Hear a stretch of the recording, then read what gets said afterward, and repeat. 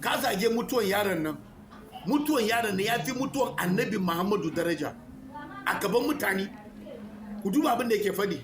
Idan har kai musulmi ne kuma mai kaunar Allah mai kaunar Annabi Muhammadu kake kishin addinin musulunci dan hasken manzon Allah kai mun sharing bidiyon nan.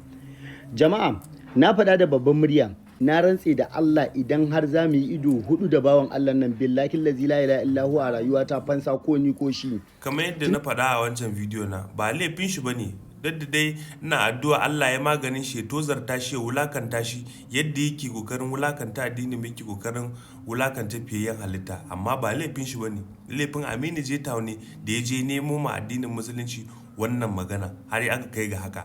Abu na farko kenan. Abu na biyu kuma duk matasa irin wayannan da suke tunanin wai za su je su dauki doka a hannunsu rashin hankali ne kawai. Allah da karan kanshi ya alkawari zai kare addininsa kuma zai kare fiyayyen halitta. Allah zai yi kan maganin wannan ban Allah. Kuma akwai doka na kasa da against blasphemy, a bar doka ta yi aikinta. Duk mutane su ringa sanin akwai rayuwa yanzu already has changed. Akwai doka na kasa da aka sa shi tsari da za a yi magance irin wannan situations. Idan ka je ka ɗauki doka hannunka, you are on your own.